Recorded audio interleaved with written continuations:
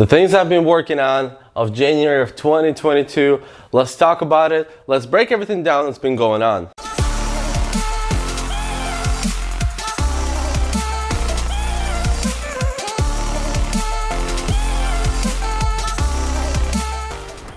Hey guys, so today we're going to talk about a couple things that's been going on this month. Like I mentioned, first we're going to start with wholesaling and obviously all the deals that I'm closing on and all the upcoming deals that I have coming up. So at the moment, January, I've only closed on one deal, which normally is not the type of performance I look for.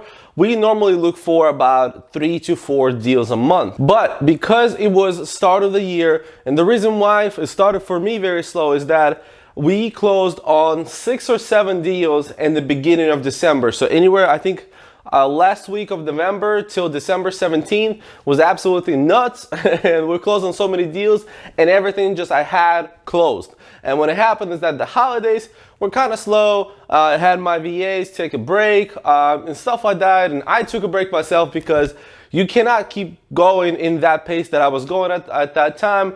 So I had to take a little break and relax, and now I'm back at it. And the thing with wholesaling, which I mentioned in one of my previous videos before, is that the deals you find today, you're not gonna close on today. You know, I have people reach out to me all the time on Instagram saying like, hey, I need to find a deal, I wanna close in 2 weeks. Cool, yeah, maybe if you have a deal under contract, you may be lucky to have a buyer and that can close cash in 2 weeks. That will happen. That's in the perfect world. That's the perfect situation. But a lot of times that's not exactly the case. A lot of times the deals you're working on today are going to be closed in a month, month and a half. So anything you're working on today, just remember that's going to be your next month or even the months after revenue. So you're kind of working ahead of time, which I think makes sense. But sometimes when people are starting off, they're not really realizing that. So you have to put in a lot of time and a lot of effort before you can find anything. And because second part of December and first part of January was very slow, we didn't get a lot of deals, but it's changing this month. This month I already have 5 deals assigned under contract, so hopefully that'll be closing in February, closer to the end of February. This right now I'm recording it at February 1st. So closer to the end of February, we should be able to close on all those deals. Hopefully, fingers crossed. I never kind of expect them to close. You know, I do my part, do my best, and then kind of just sit back and wait if they close and how everything goes. Most of the deals I've been working on recently have been land deals. However, I'm trying to figure it out how to work on other type of properties. I actually acquired multiple lists from other counties, other cities. Like I mentioned in one of my previous videos, actually the video that I made about this upcoming year in general, what are my plans.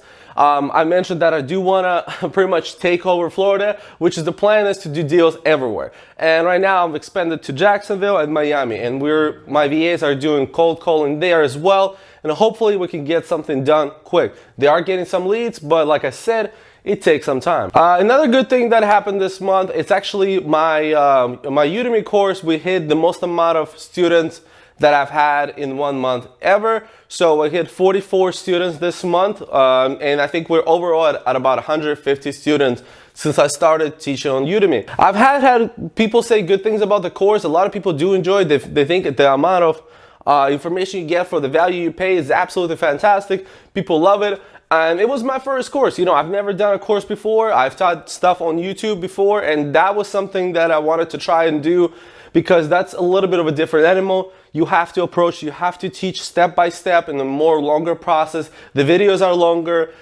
you know, you have to create assignments and stuff like that. So it was a completely different animal, and it took a lot of time to create. And you know, but as far as I understand it, from the reviews that I see, a lot of people do enjoy the course a lot, and hopefully you know, it keeps bringing value to a lot of people that, you know, take it or watch it. January has been a crazy month. I'm assuming it's because of the New Year resolution people, and I'm hoping those New Year resolutions that people had by taking the course, they will be able to pursue those dreams that they have and keep working on their ideas, and, you know, keep working on their businesses. Another thing that's been going on is that I'm actually working on a new course, and the reason why I'm working on a new course is because I actually recently hired a virtual assistant to do, I didn't hire her, I promoted one of my virtual assistants to be a manager. And I've been teaching her how to run comparables, on land, on houses, multifamily homes, how to run comparables on mobile homes, etc. And it took her quite some time.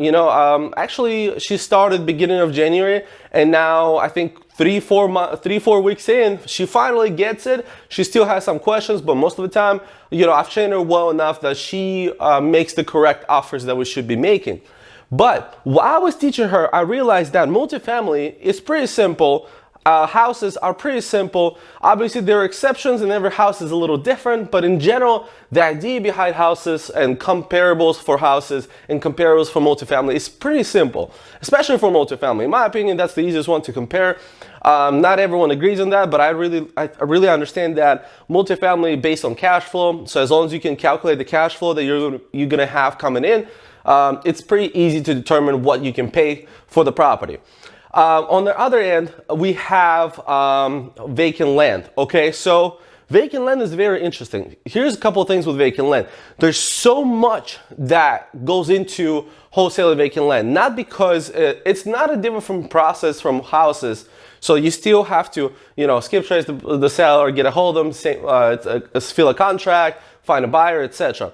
But a couple of things are a little bit more complicated, and because there's so many things that can go wrong, and there's so many things that land has, I'll give you an example, okay? So land could be, very similar size to the other land, and the value may not be more, but it could literally be, so let's say it's a land that's 9,000 square feet and 8,000 square feet. Most likely those two lands could be the same price, and it's not a very big difference. But if it's 9,000 but then the other one is 10,000, this could be, the 10,000 square feet lot could be double the price. And the reason behind it is because it's a double lot. And this actually varies by the county, by the city. Sometimes, 5,000 square feet is the smallest lot they're allowed to be built on. Sometimes it's more, sometimes it's less. But in general, just to give you an idea, that little detail could completely change the value of the property. So in my opinion, land is super complicated, and I understood that only because I was teaching her how to run land comparables, and I didn't realize before how difficult it was. So when I was teaching her, I was like, this is a lot of information. So I'm gonna take my time to create a course about it. I've been taking quite some time to create. I've been working on it for the past 3 weeks or so, and I have a couple videos left to do, and then I have the editing process. So fingers crossed, before the end of February, it should be out on Udemy. You guys will be able to check it out if you're interested. And another thing is that the planner sales. Okay, so the planner sales have not been going as good as I was hoping, to be honest with you. I understand that every product takes some time to market, advertise, and etc. But I started this planner and I was really excited for it, and I still am. I actually just ran out of a couple planners, and I asked my family to buy a couple for me because I could not buy my own planner from Amazon, which is kind of weird, but so I couldn't buy any, so they had to buy a couple for me so that I could use myself, because I love the planner in general. I just got the package of four planners the other day. But the idea is that I was very excited about the planner, and I had a lot of people reach out to me that are like, oh man, this is so cool. Hopefully we buy it when it comes out, this and that. But when it came out, most of those people are gone. I'm not gonna say, oh, a lot of people have supported me, and I really do appreciate it. But a lot of people that were pumped before or sounded pumped before haven't really supported the business, and I understand that it may not be for everyone. So I'm not mad at those people, absolutely not. I mean, at the end of the day, it's your money, you do whatever you want with it. If you don't feel like it's worth for you to buy, absolutely understandable. But I'm trying to market it right now as much as I can, because I do believe in the product. It's not even the money at this point. I've invested into this business quite some money, but I've invested it with the idea that I'm not worried about that money. That was kind of money that I put into the business, and I'm not planning to get it back, if that makes sense. If it does, if the business blows up, sure, awesome. I can't complain. But at this point, I just want people to try it, and I want feedback. I want people to try and see what they think, and do they enjoy the product? What things I should change? Because I did a batch of 200, and we only sold like 25 units. I mean, if you include the ones I bought by myself, it's about 20 units. So about 20 units.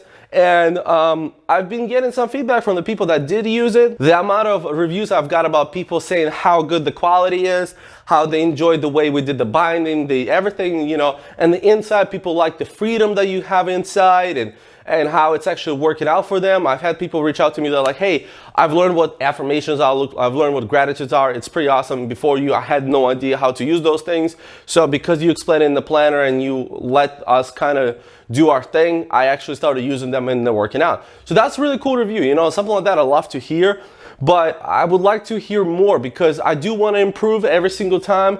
And hopefully, you know, even if it's good or bad, you know, whatever reviews it could be, hopefully we can keep pushing the product.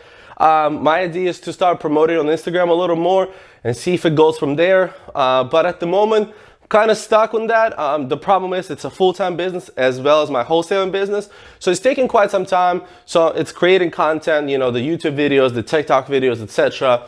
It's taking quite some time, but I think we'll be able to push it to people. I guess my idea is that if somebody tries it, I have no doubt they're gonna love it. I have no doubt, to be honest with you.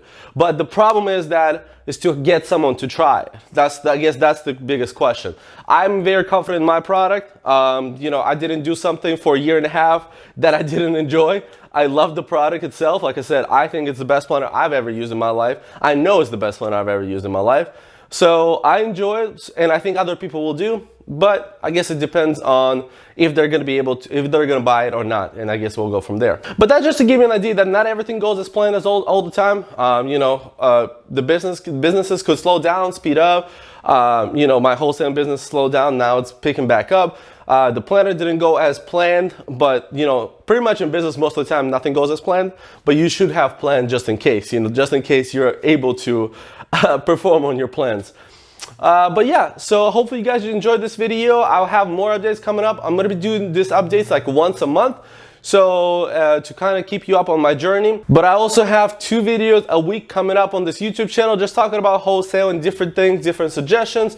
And in general, if you guys have any video ideas, leave them in the comments down below if you want me to talk about certain things. I mean, besides the just suggestions about how to do wholesaling, maybe I can help you guys get a little more organized, work on your habits, etc. Because I've been pretty successful with that, and maybe there's certain things that you guys are struggling with. So leave a comments down below if you have any questions about business and just structure and wholesaling or Amazon FBA. I guess at this point, anything. So anything you guys will want to see in the video, leave a comment down below. Please leave a like as well. I really do appreciate it. It helps the YouTube algorithm. I don't know if it really does. Everyone says that. I think it does. I mean, it definitely makes me understand that the video was good. I can tell when people leave more likes than other ones. So I definitely do. I do pay attention to that. And subscribe to the channel if you like this kind of content. And as always, guys,